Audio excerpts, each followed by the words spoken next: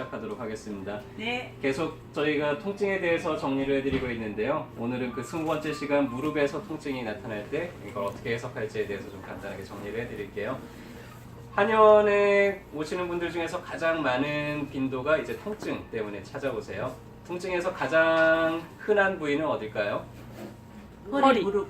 무릎. 자, 이분들은 이제 눈치로 대답을 하시는 분들이고요. 1순위는 허리예요. 제일 많은 건 허리가 한 전체 통증 환자의 50% 정도를 차지해요. 되게 많죠.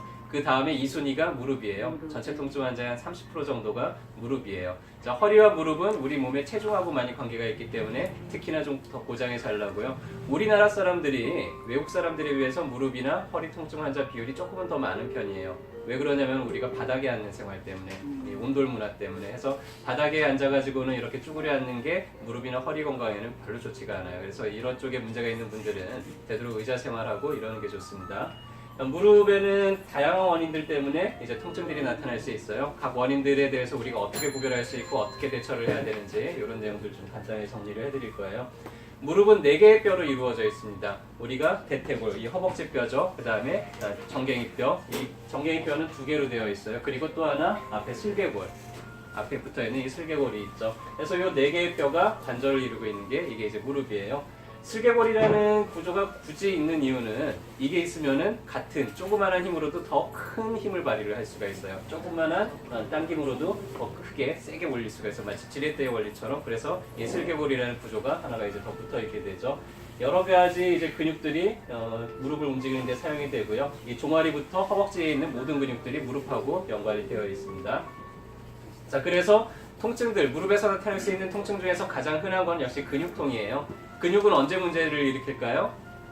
안 하던 일을 갑자기 한다든지 아니면 늘 하던 일인데 그날따라서 너무 무리해서 한다든지 그러면 이 근육이 무리가 되고 뭉쳐요. 혹은 같은 자세로 내가 불편한 자세로 너무 오랫동안 있게 된다든지 그러면 근육이 좀 짧아지게 돼요. 단축이 되죠. 그러면 그 근육들이 통증을 일으키는데 어느 근육이 뭉쳤느냐에 따라서 이 통증이 나타나는 지도가 조금씩 달라요. 그래서 여기 나오는 지도들 중에서 혹시 내가 아픈 부위랑 좀 비슷한 부위가 있나 한번 살펴보셨다가 나중에 진료 보실 때 나 그거 내 거랑 똑같던데 얘기를 하시면은 모르면 이렇게 콕콕 찔러주면은 금방 해결이 돼요. 근육통들은. 무릎 뒤가 땡겨요라는 분들 중에서 보면은 이렇게 햄스트링 머슬이 뭉치거나 아니면은 종아리 비복근들이 뭉치거나 하는 경우들이 되게 많고요. 근육통 말고도 무릎 뒤에 이렇게 혹이 나타나는 경우들이, 혹이 자라는 경우들이 있어요. 그래서 어떤 분들 보면은 무릎 뒤가 이런 식으로 좀 볼록하게 튀어나오는데 이게 관절액이 바깥쪽으로 구멍이 나서 새 나와서 이렇게 보이는 거예요. 이걸 이제 베이커시 낭종이라고 하는데 이런 게 있으면 아플까요? 혹이 있다고 해서 아프지는 않아요. 그렇다고 이거를 내가 빨리 제거를 해야 되느냐? 건강, 이게 2차적으로 다른 문제를 일으키지는 않는데 이게 있다 보니까 이제 무릎 뒤가 좀 답답해요. 움직이다 보면 이것 때문에 무릎 뒤가 땡긴다고 표현하는 분들이 많고요. 그리고 앉으면은 앉을 때 이게 완전히 다리가 구부러질까요? 이런 게 있으면은 안 구부러지죠. 하니까 한쪽 다리가 제대로 안 구부러지는데 근데 그다지 아프지는 않아. 그냥 좀 땡기는 정도 느낌이야. 그러면은 이런 게 있을 가능성들이 있죠. 이런 것들은 그냥 주사위 바늘을 넣어가지고는 다 빼내면은 그러면은 바로 이렇게 착 짜부라들어요. 이 구멍이 막혔으면 다시는 안 새어 나올 거고, 근데 이 구멍이 안 막히면은 또 차올 거예요. 그래서 계속 몇 번 반복적으로 빼다 보면은 나중에는 이제 다시 안 차는 경우들도 있고, 이게 계속된다, 이거 꼭 내가 제거를 해야 되겠다 싶으면은 정형외과 같은 데 가가지고 이거를 잘라내고 수술해서 긁어내고 여기를 땜질을 하고 이런 식으로 이제 수술하는 방법도 있는데 꼭 치료를 받아야 되는 상황은 아니고 그냥 놔두더라도 건강에는 별로 지장은 없습니다. 그 외에도 여러 개의 물주머니들이 무릎 주변에 있는데 그 중에서 가장 많이 문제를 일으키는 거는 여기예요. 우리가 아족저맥낭이라고 하기도 하는데 질문은 조금 이따 받을게요. 아족저맥낭은 무릎 안쪽에 있는 근육들이 다 여기에 붙어 있어서 여기가 잘 쓸려요. 해서 만져보시면 여기 아픈 분들 되게 많을 거예요. 이 무릎 안쪽에 여기 눌러보면은 으악 하는 분들 되게 많거든요. 그러면은 대부분 여기가 좀 염증 상태라고 보시면 됩니다. 이런 경우들도 여기에 침 몇 번 이렇게 찔러주면은 그런 상태들이 또 금방 개선이 되죠.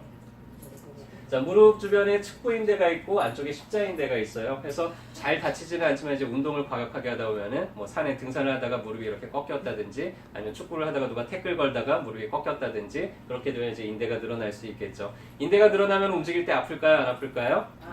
아파요. 자꾸 움직여야 될까요? 쉬어야 될까요? 쉬어야 돼. 쉬어야 돼요. 얼마 동안? 안 아플 때까지. 안 아플 때까지 최소한 2주 정도는 잘 쉬어줘야 됩니다. 무릎을 삐끗했다. 내가 산에 등산하다가 무릎이 어떻게 잘못 넘어졌는데 그때 무릎이 내 평상시하고 다르게 좀 잘못 꺾였어. 그때부터 내가 움직이려면 디디기가 어려울 정도로 아파. 무조건 쉬어야 돼요. 한 2주 이상 보호대도 잘 해주시고 상처가 아물 때까지 좀 기다려줘야 됩니다. 무릎 이제 자세하게 보시면은 이렇게 여러 가지 구조물들이 있어요. 그래서 이 슬개골 주변으로 다 모여 있어요. 그래서 이 슬개골이 포인트예요. 내가 슬개골 주변을 이렇게 콕콕 눌러봤는데 유달리 아픈 자리가 있어요. 어떤 분들은 바깥쪽이 아프고 어떤 분들은 안쪽이 아프고 어떤 분들은 아래쪽이 아플 거예요. 그러면은 그 아픈 부위가 어떤 부위예요?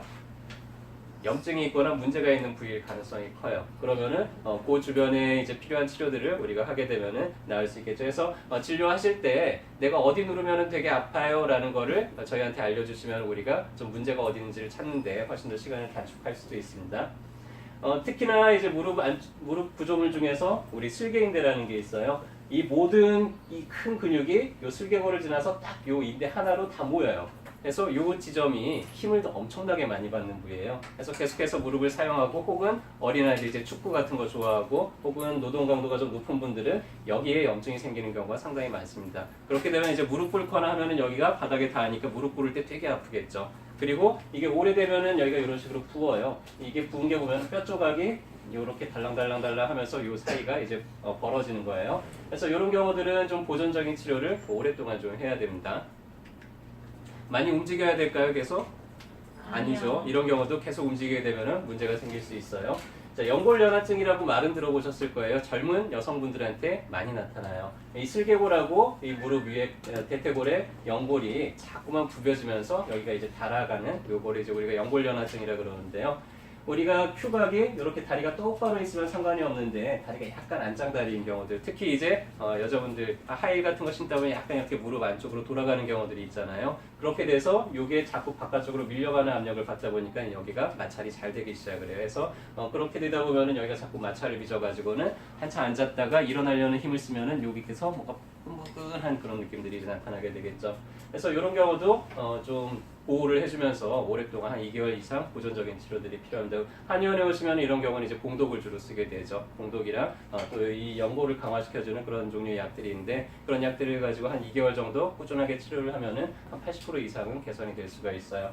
관절에서 제일 많이 나타나는 건 이제 퇴행성 관절이죠. 아마 한의원을 찾는 분들 중에서 이 문제 때문에 오는 분들이 상당히 많을 거예요. 한번 퇴행화가 되면은 정상화가 될까요? 안 될까요?